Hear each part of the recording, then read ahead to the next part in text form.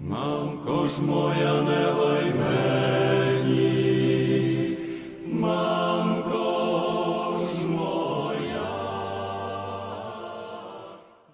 Welcome, everybody, to Radicalized Truth Survives. I'm Heidi Kuda, and today for episode 135, Jim Hi-Fi and I are interviewing war correspondent Zarina Zabrisky. We're going to be talking about the brutal war crimes that occurred on Palm Sunday in Ukraine, and also her upcoming film, Kherson, Human Safari, and how you can help. Have a listen. Zarina Zabrisky, we are so grateful that you are back with us today. We keep on meeting under such grim circumstances, and yet knowing that somebody like you is on the ground telling us what's happening in Ukraine is very, very important to us here at RadPod and to those who read and watch your work. So we thank you so much for that. And before we get into the film project you're working on, you sent us a grim clip yesterday. Can you kind of describe what happened? It was a international story, but ultimately it's a human tragedy.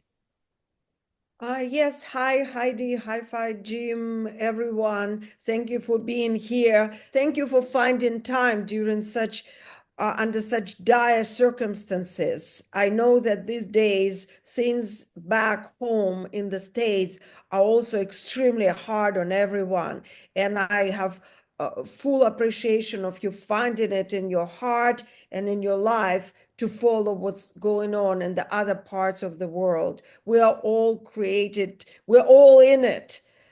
And yes, yesterday was devastating. Right now we have several days of mourning throughout Ukraine because one of many devastating attacks, nevertheless, one of the most horrifying in the last months, at least. It's hard to compare attacks because just last week we were in mourning for Kryvyi Rih, where a lot of children were butchered at a playground. And we are just done with the funerals for those families who were killed in Kryvyi Rih.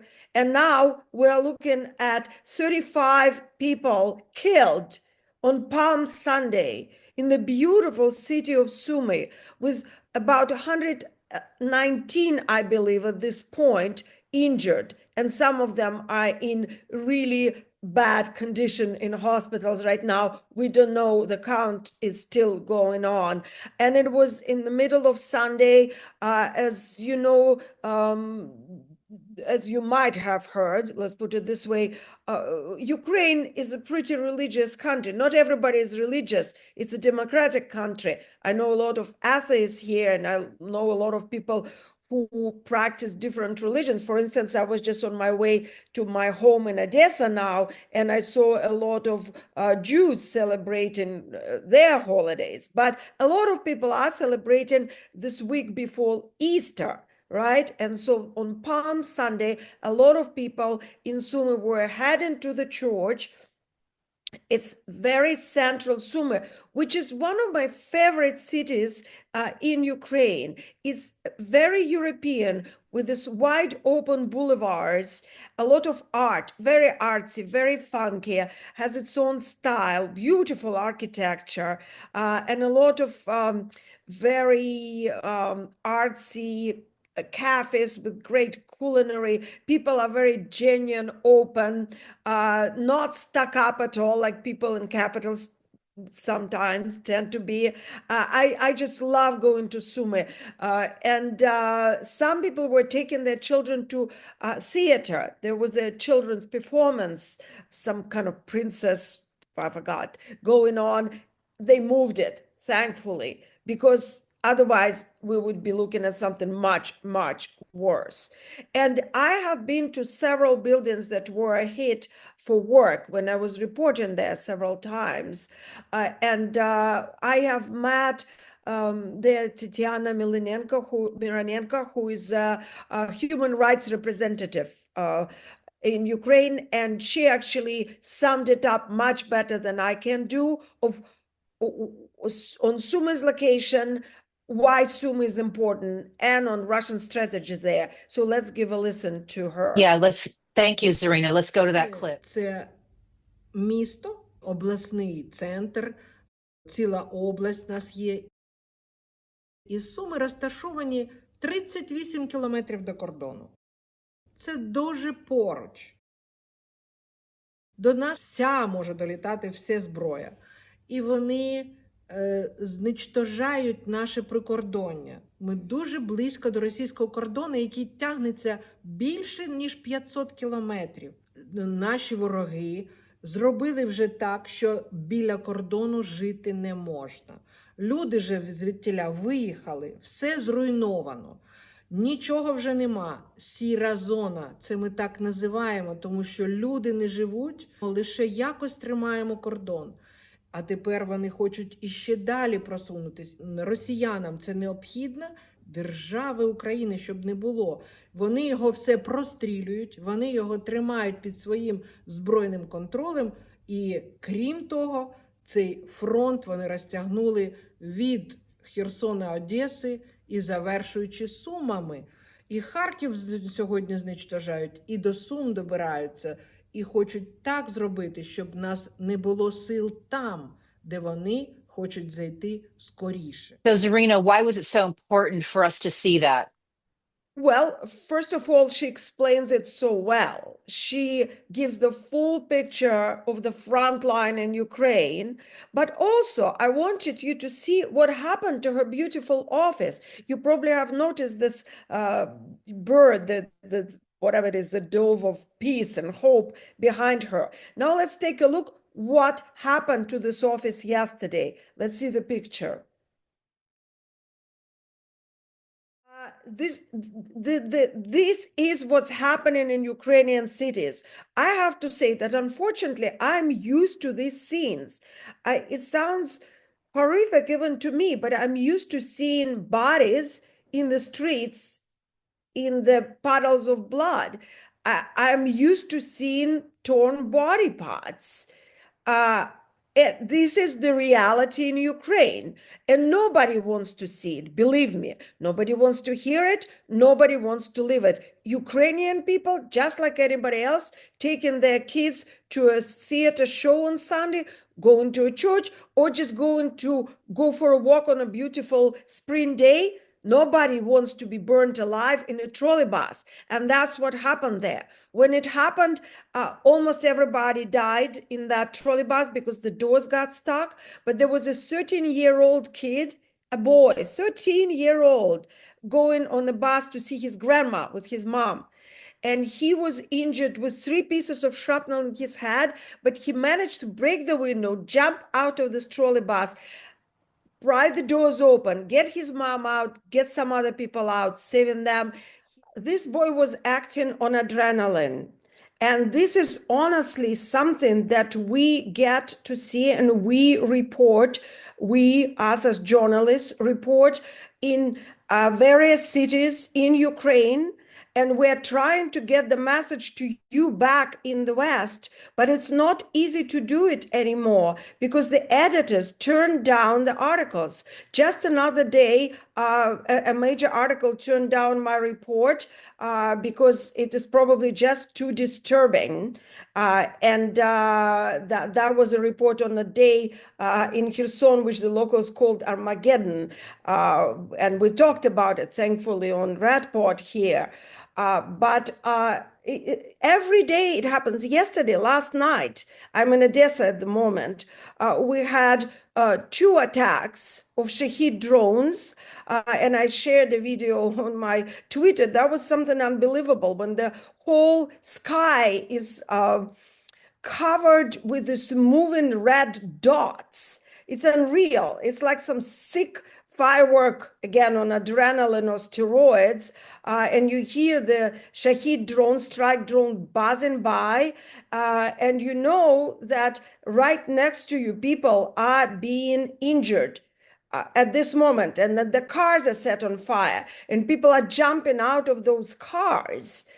And this needs to be reported. This needs to be shared because we live in an interconnected world, and also for a pragmatic reason as well. Because if we do not stop this aggression, if this non-stop war crime turned genocide is not stopped, this wave of aggression will reach Europe, and eventually, I mean, I think actually it has reached America, but in a different way. And we'll talk about that, of course. Yes. Thank you so much, Zarina. So I just want to again reiterate from the team that we are so grateful that you were there, because a lot of us wouldn't know what was happening if it had not been for 3 years of your reporting, and we are just incredibly indebted. Hi-Fi.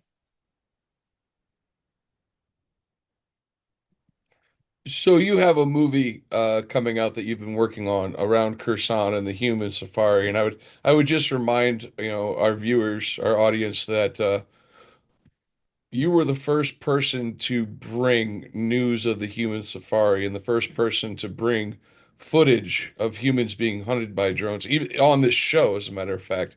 Um, Tell us about the movie. How did you film in a war zone, and kind of what's the premise of the film? Right. Thank you, Hi-Fi. And we did speak about that before, because I've been working on this film for close to 2 years by now, from conceiving it and then to filming on site. And nothing about this movie has been easy. And the most interesting instances to share, of course, are how do you film in the war zone? Well, you wear, most of the time, you wear a bulletproof vest and a helmet, but then now you actually don't, because the drones, not the drones themselves, but the pilots who operate the drones can see their targets from the other side of the Dnipro River. And for those who is not familiar yet with this new war crime that I had the dishonor of introducing to the world, it just happened so. These are small commercial drones, FPV drones. They're also known as Mavic, and they're also FPV drones, first-person view drones that you sometimes see at the weddings or at the concert, at sports events, that you can buy online. They're fairly inexpensive. And in the evil twist of this war, the drones started to be used as weapons, as ammunition. They are fairly inexpensive compared to artillery shells or other weapons, missiles, for instance, or even their larger cousins, Shahid Iranian-made drones or their analogs. So it's a very small thing that is flying around with an explosive attached to it. And the explosive is sometimes homemade, other times it's produced at a factory. But the key is that once it's released from a drone on a person, on a civilian, on a woman, or on a child, on a dog sometimes. We had instances when they were released on a goat, on the moving vehicles, on ambulances. They explode and they injure and kill. And there are very many ways in which the Russian military are exercising this new discovery. Sometimes they are cluster munition, meaning they are little pieces of metal that on explosion go everywhere and then injure people. So today, for instance, one of my contacts sent me a video of a truck delivering eggs being hit by such ammunition. You can imagine the scene, right? And they also drop explosives that set blocks and houses on fire. They drop anti-infantry mines. very, very creative. So getting back to filming, because they can see you, if they see you wearing a helmet and a bulletproof vest, that will be a holiday for them, because they're actually looking for someone looking like that to say that, hey, these are not civilians, this is not press, this is NATO mercenaries or soldiers, and present it in a way that is beneficiary to them on their social media, which they do a lot. So also, we can actually take a look at the very brief part of the in the beginning of the movie, and I will tell you a little bit how this was shot.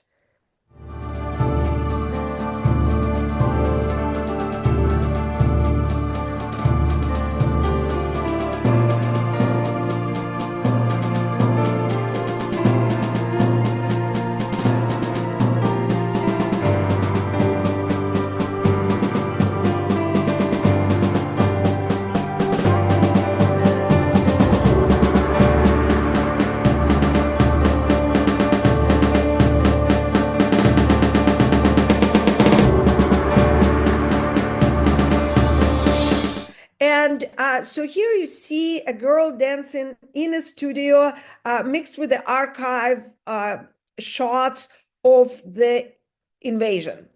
And everything about it was very difficult because the studio is in a zone very close to the river.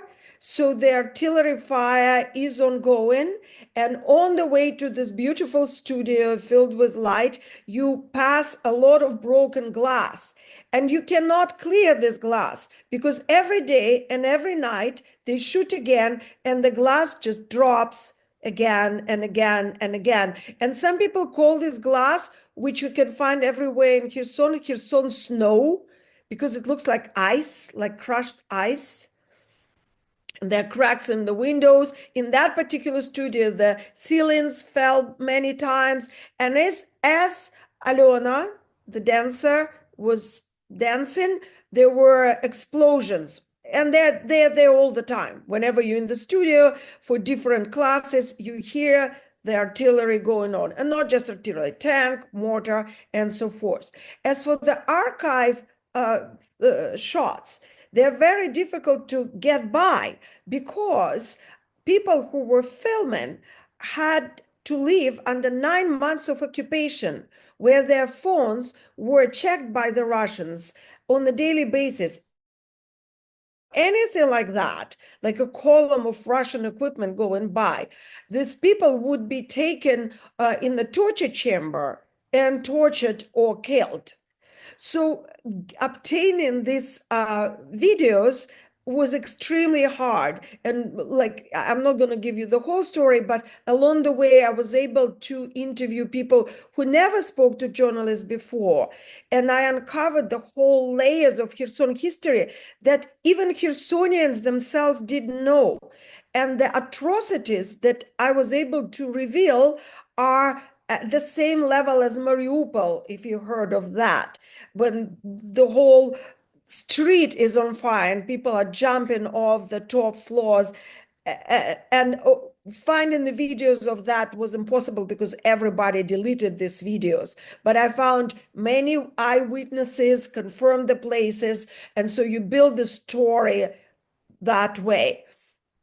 Then maybe just a very short part of the protest section, because many people were familiar with Chersonians protesting the Russian invasion. Let's take a look.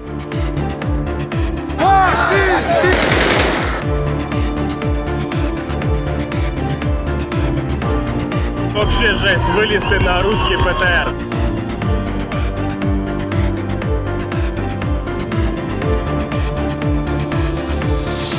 So here you see Alona dancing in the Freedom Square. That was very difficult because that was in the midst of the day, in the middle of the day, and we had drones flying above us. So filming this sequel and the Liberation sequel, which we'll also glance at, we had to run and hide several times, and across the pave walk, on the other side of the pave walk from where she's dancing, there was something on fire, and we didn't know what it was. But we had the cameraman, the dancer, and myself there in one place, and we had to film it. So like, okay, this thing is burning. We don't know what it is. You hear artillery fire in the background, the drones passing by, dance, dance, dance. And that's what kept the movie going, because she is the soul of Kherson, the way I see it. And no matter what is happening, no matter what terrible chapters are on the way, she just keeps dancing. And fair enough, she's a local Kherson person, resident, just as the composer. The music that you hear was composed by a local who was a partisan during the occupation. He and his wife would take pictures and do different things, helping the Ukrainian army, for which they could also be arrested, taken to torture chambers, and so forth. And their family have extremely dramatic, traumatic, tragic story where they lost their family members to Russian violence. And that's his music. He would come home and play his instrument. And that's what he said, in rage. And so we were able to find these pieces, put them together, and like put together this choreography that keeps the movie going. And that, for me, that reflects the beautiful, invincible spirit of Kherson. There are, of course, many scenes like this, but I believe many people heard about the flood. And that's when the Russian blew up the Novokakhovka Dam, flooding the area, flooding the city that was past liberation already. Let's take a look at the sequel.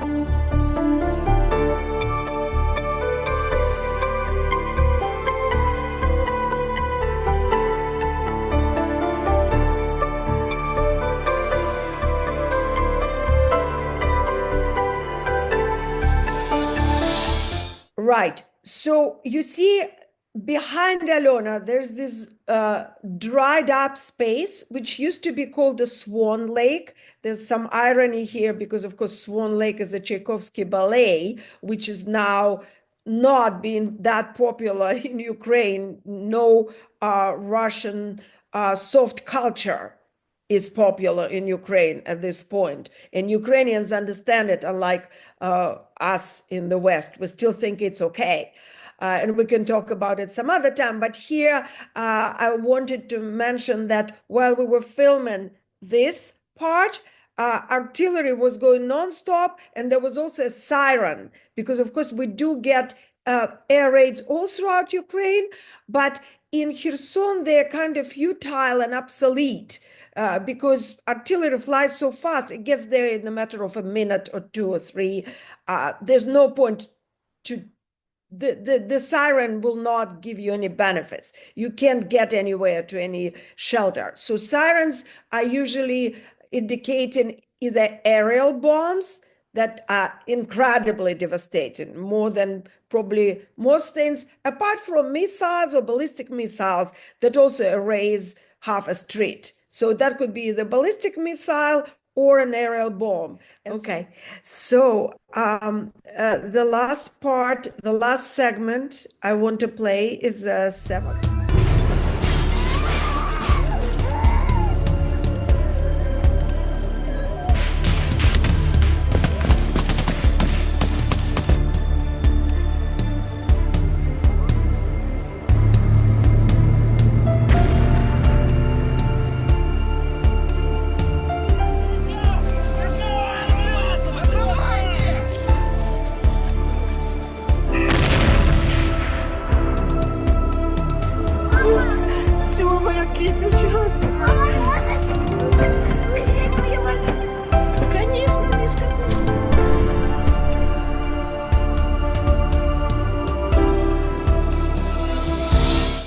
safari.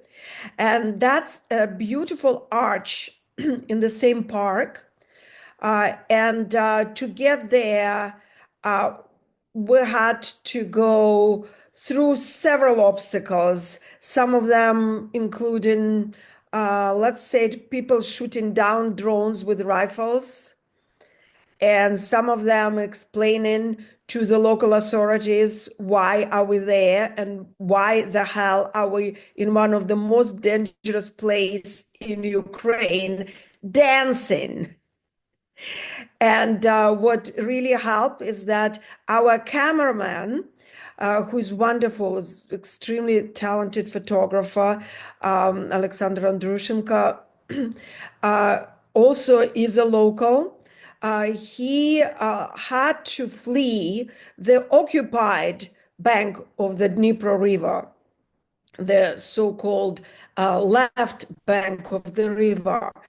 And his house, everything he had, including archives of his work, were left there and taken by Russians. By now probably doesn't exist anymore. And he is now living with whatever he could get away in the city of Kherson. And everybody knows him because he works for the popular local newspaper. And so with his charm, Alyona's beauty, and my accreditation, we're able to convince the local authorities, who fair enough need to check on what the hell is going on there. And while the drones are flying and artillery is firing, they are dancing in the middle of all of this.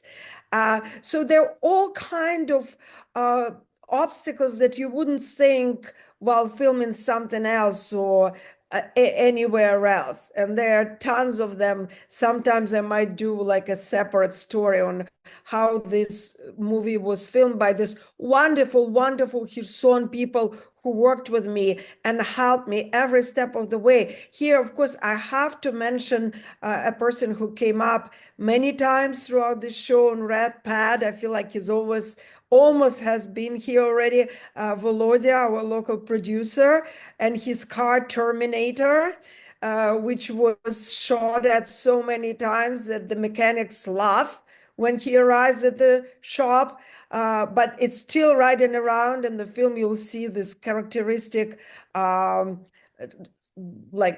I don't even know how to describe it. The windshield is so broken in the front.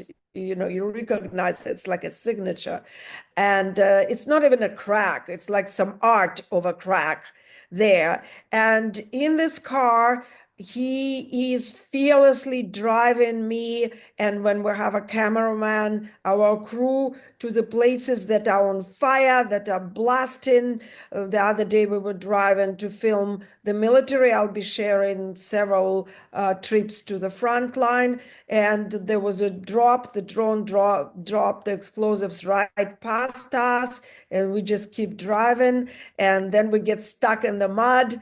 And I mean, without these people who are both inspiring me, who are the heroes and main characters of this film, and who helped me to make it, there would be no film. That's really, I feel like the city of Kherson, including the nature is a big part of it. Khersonians are very much one with their soil, with their beautiful trees and gardens and flowers, and the river, to which you could never go. You cannot approach the river. And you feel this sadness, this pain of people who were separated by force from their most valuable, precious, beloved asset, symbol, the Dnipro River. Because if you go to the river, they'll kill you. They used to have snipers there, now they have drones. And I've been living there for almost 2 years. I've never been to the river. It's my dream to go down to the river, to look at it, to touch the water. And so there is, it's not just even the people of Kherson. It's the whole history of Kherson, the nature, the beautiful sycamore trees, which also became theme, and I'll finish with that, because each time that I pass the sycamore trees that line up the Freedom Square, I marvel at them. They're so white and beautiful and smooth. And I talk to them sometimes. Like I have two of them, I give names. For some reason, just two of them feel like they have names. I won't share the names with you. It's between me and the sycamores. But I always had this tune playing in my head of God, I'm like Doris Day, right? The wind is whispering in the sycamore trees, dream a little Yeah. dream. Dream a little And dream. Yeah. yeah, and I always have it playing in my head whenever I pass this part of the square. And then I found a young girl, 16-year-old girl, who sings. She's studying singing, and she loves singing in English. And I asked her to sing this song for the film, and she did. So Ugh, that's our theme song, and it's just so ugh. poignant and beautiful. And to me, this is this is not just a film. I know we made an important film with the Byline crew, with John Sweeney, Paul Conway, and of course Kaylin Robinson as a director. It was a good film. It shed light on the Kremlin narratives. It was needed. It was necessary. It won a lot of awards for Kaylin as a director. It was a good work. This film is very different. It's about the spirit of Kherson, made by Kherson. And the Khersonians watched the work version of this film, and I was very afraid. They are very tough people. I said, if they don't like it, they're just gonna kill me. I said, like, should I wear my bulletproof vest? Or should I just run? And they said they were okay with that. They said, you made a real movie. That's a real movie about real us. It is what it is. Like, basically, I got the collective approval. And what that means to me, I cannot tell you. That means to me more than life. I mean, I'm not afraid to show this movie to anyone. If these people said that that's true, I can show it to the whole world, and I don't care, because it is true. And I want to show it to the whole world. I want to show it not as a director. I mean, I'm still a novelist and a writer, and just it's an accident. I'm a director by accident. It just happened to be so.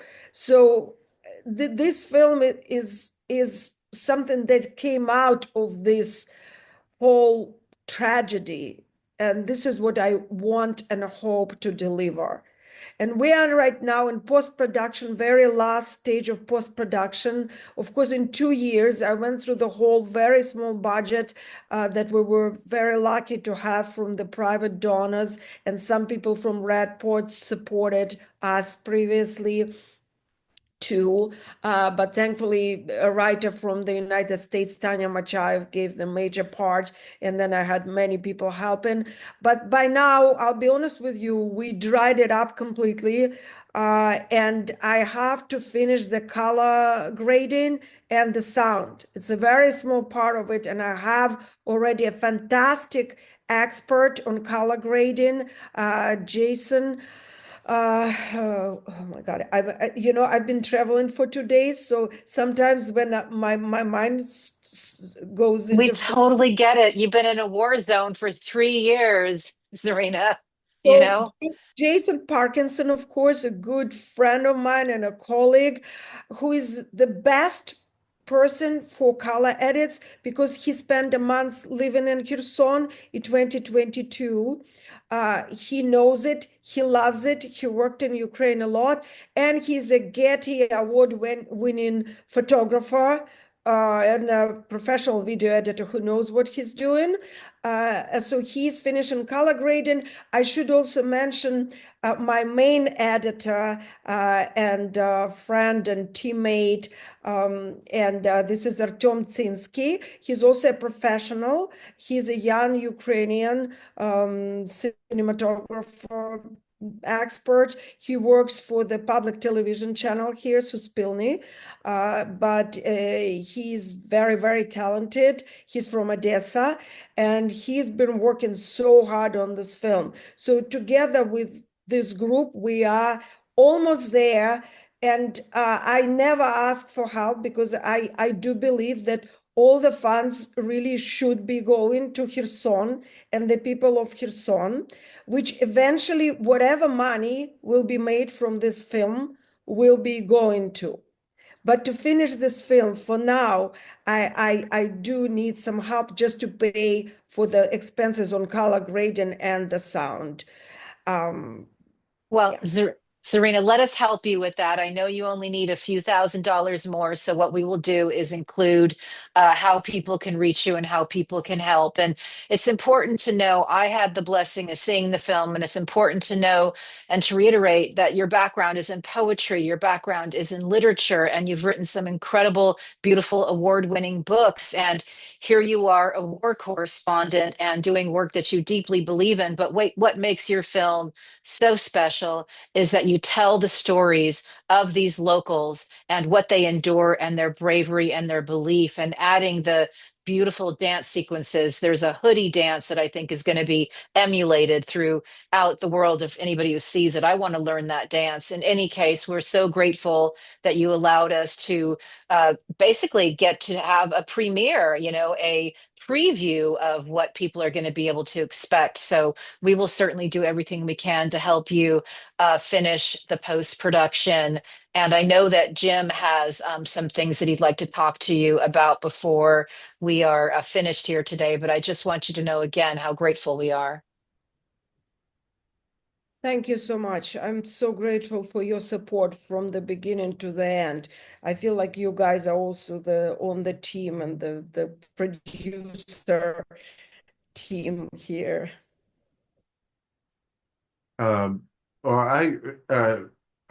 Apologies for sort of turning the tables, but as you know very well, things have gone a bit south, as we might say, in the United States.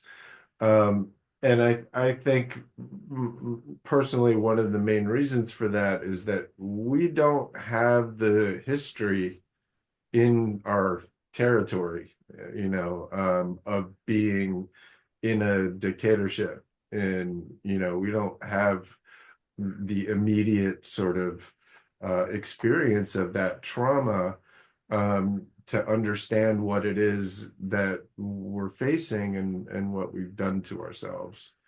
And I just wanted to get a sense from you, given where you are, the sort of, being on the kinetic front lines of this war. What are the impressions there of what's going on, what seems to be the sort of geopolitical and psychological takeover of America, if you know what I mean? That makes sense. I know what you mean, Jim. We all know what you mean. And that's very sad. And of course, being American overseas at the time like this is personally hard for me. And I have to mention that I will be coming back, not forever, but for some amount of time. And I do plan to confront it and fight while I'm there. That's not the reason why I'm coming. I just have been away, as Heidi has mentioned, for 3 years with a very short break. And it's a long time to be away from home, and there's life. And so apart from geopolitics, so I have to attend to life, to continue as a responsible citizen, I don't know, as a responsible adult, let's put it this way. But yes, I mean, I am following everything that's going on. And what's interesting, that Ukrainians, despite the horrid things that I've mentioned happening on a daily, sometimes hourly basis, I believe we are having an air raid right now as I speak, by the way, I've been able to follow everything that's happening in the States. Ukrainians are very aware of daily and hourly bad events we are experiencing in the States. And I have to say that Ukrainians are very optimistic by nature, most of them. I don't want to generalize, but as a people, that's the reason why they're able to resist so well. I think I've mentioned before, but that's one of my favorite anecdote. Like in Odessa, when you ask people how's everything, they say, well, it could have been worse. And in Kherson, when you ask them how's it going, they say, yeah, but it will be better. So that's overall the spirit. And they wanted to believe that Trump is good. And no matter of persuasion, logic, background could sway them otherwise. They're pretty stubborn people, and they would be, no, that will be all right. He'll come and he'll show them. And it's like, nope, he won't. He works for Putin. That's what he'll show. Well, fair enough. Now that it happened, they got over the initial shock quickly, much quicker than the Americans, because I feel the Americans still didn't get over the initial shock. I don't know if they ever will, Well, I mean, I shouldn't be saying this. I shouldn't be judgmental. Things will be better. And we've seen something very inspiring with the protests, people finally getting out of their coma, stepping out on the streets, which is debatable how efficient it is. And we've talked about it on some other shows, because I recently reported from Georgia, where people are in the streets for the last almost 5 months. And part of this opposition group are starting to understand that walking around with beautiful banners, posters, singing songs and drumming is not going to shoo Russians away. That's not how it works. Dictators are not impressed by flowers and singing, unfortunately. But it's a first sign. We need to have some kind of action. So I was very, very relieved to see this, and I hope to see more. And Ukrainians went through several steps, whatever it is, 9 steps of grief and something like that. So now I think they're in the fury stage, especially after Sumy. I had several friends from Sumy writing back to me after I asked, how are you? Are you alive? That's a normal thing you should know. In Ukraine, when something happens, you reach out to your friends in the city saying, are you okay? Implying, are you alive? And many times you see somebody's WhatsApp or other social media showing not online. And then for several hours, you freak out, because I had many numbers going silent and then finding out that people were killed, especially with military, of course. But the same goes for civilians. So yesterday, when I was reaching out and finding one by one that my friends and their families, thankfully, were not killed, but some of their friends were, they were writing back and saying, one man put it the best. I think he said, well, not the best, but in the most succinct way. Why did America betray us? And that was not easy to read. And I said, Igor, that's not America. That's a part of America that was brainwashed. And I have warned people in America, I have warned people around the world for 10 years, and I probably didn't do a very good job because I failed with my warning. It happened nevertheless. But Trump works, and so did we, of course, all of us here, Heidi, Hi-Fi, Jim, we all did it in our own way. For years, I think we lost our voices screaming at every corner about that. And the message still didn't reach the majority, right? And there's so many psychological reasons for that. We don't have time to go into that. That's worth doing a separate show on psychology of denial and the psychology of the crowd. That plays the biggest role here, really.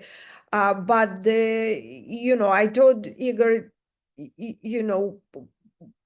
it's the same information warfare that you guys are so good now after decades of confronting to see, to recognize, because, and like in Kherson, I can walk down the street and I know pretty much anyone in my area, in the central Kherson. I know a lot of people, at least those who work in the stores or in the cafes. Not that many cafes, but and when I speak to them, I always want to feature these people on the talk shows because they give better analysis than most of our experts. They see through things. And this, like a shoe store saleswoman who goes, it's a hybrid war. They are brainwashed. Like, can you tell them, Zarina, that this is, the Kremlin narrative? You cannot negotiate with the terrorists. And, it's like, can you please come on the talk show? It's like, no, I'm just like, don't you want to buy some shoes here now? And that's the amount of knowledge and the degree of awareness is absolutely astounding. I think little kids can speak better than most of our political analysts. And that's the voice of experience. That just simply. And that right there is our problem, I think, is that we don't have the direct experience here. The last real war we had on our soil was our own war. It was the Civil War, right? And so it feels like we're about to learn a lesson that a lot of other places have learned, unfortunately, the hard way. But thank you for your film, your work. As you know, I follow you very religiously, what you do, and couldn't be more grateful for it. So thanks. Thank you, so much. Jim, for that question. Thank you, Zarina. I do have one last thing because I'd like to leave our viewers with one thought from you. I spoke with a woman today who's been a frontline protester for years, particularly every Tuesday out in front of Fox, where she just has begged Fox to stop lying to America. When you talk about brainwashing, you can definitely point the finger there at Rupert Murdoch as well. And she said her big pain right now is that Americans still do not see that Russia, Russia basically captured America through people like Trump and people like Elon Musk. Is there anything you can think of that would help wake Americans up to the fact that, I'm going to repeat that, I'm going to count myself back in, 3, 2. Is there any statement or line that you can help her and all of us with that can make Americans see Putin's hand in all of this? That's a good and tricky question. I think there are many ways of doing it, but most of them are, in a way, there's no shortcut. There's no shortcut. There's no easy way of doing it. There's no vaccine. There's no anti-brainwashing vaccine. You have to use your brain. You have to use your critical thinking. You have to constantly question. So I'm talking and thinking because my parents almost managed to vaccinate me against the brainwashing in the Soviet Union. So I'm trying to think of how they did it.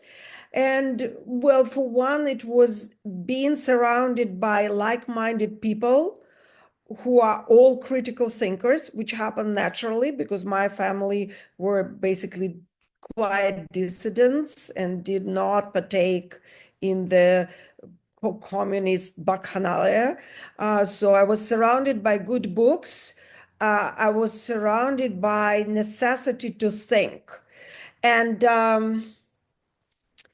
yeah, I think I mentioned before, it's so interesting how things work. I don't believe in any kind of mystical connections or any kind of mysticism. I'm very down-to-earth, pragmatic atheist. But you have to admit that there's things that we just don't know, that we don't understand, that they appear to be mystical. And that's a little intro to, in my family, we had somewhat a prophetic filmmaking moment when my great uncle made the first film about atrocity called Holocaust. My great uncle Adolf Minkin made the film called Professor Mamlok, made in 1938. And that was the first film about Holocaust. That was premiered in the States only 2 weeks after the Kristallnacht.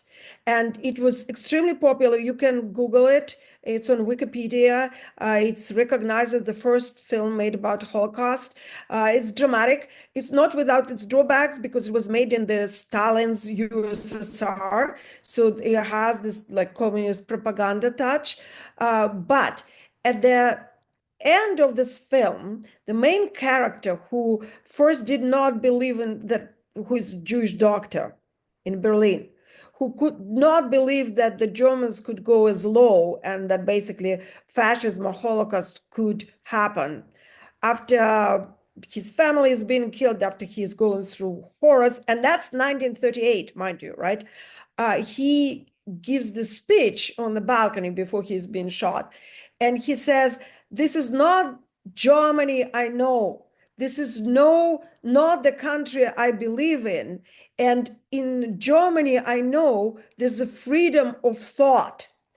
And that what struck me the most when I found and watched this film for the first time. The freedom of thought is something that keeps us afloat and that can save us through the worst time, because they can ban the freedom of speech. They can ban the freedom of moving. We were not allowed to travel. They can basically ban any freedom except for freedom of thought. Inside your head, inside your brain, you are free. And you should not, I shouldn't, we shouldn't, nobody should give away this freedom easily. It belongs to us. And we in America put freedom above all. So now at the time when the freedoms are being taken away, or at least threatened, we should remember that we have the freedom of thought, and that can't be taken away. That's our vaccine to fascism. And that's my little speech at the end of the show. Oh, Zarina, thank you so much for that. Thank you so much for being here with us today. We are always so enriched by what we learned from you. Thank you. Thank you very much, guys. I can't thank you enough for being here, for, introducing the stories from Ukraine to the States and elsewhere, to the English-speaking world, on behalf of Ukrainian people who are very grateful to be heard. I just, thank you again for your time, for your big hearts, for your smarts, for being able to see through bullshit, for all of this. Thank you.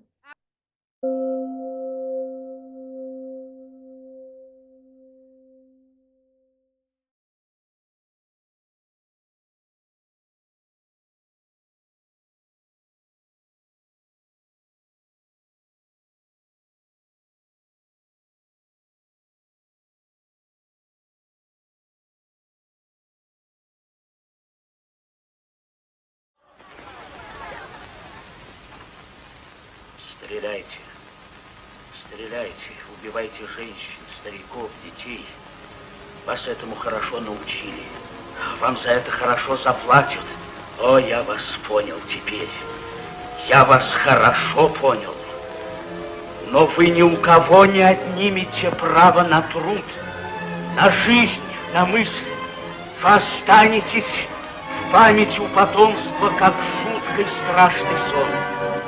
Травите ученых, гоните их, сжигайте книги гениев. Все равно вы обречены. Я люблю Германию.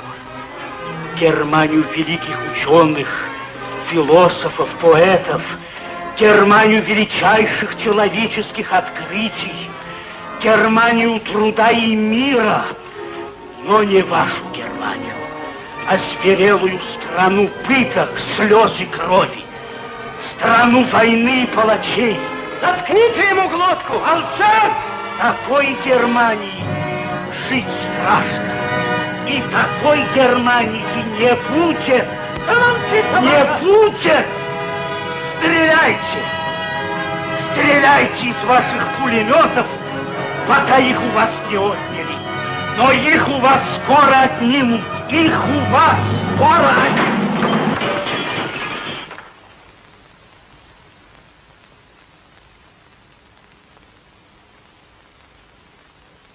And for those of you who want to learn more, right now is a colleague of mine and a good friend and a fantastic journalist and writer, Jen Stout, is touring the States. She is about to give a book talk in Washington, D.C. She will be then in California and in Dallas. And she's Jen Stout into Odessa. Check her out and support her.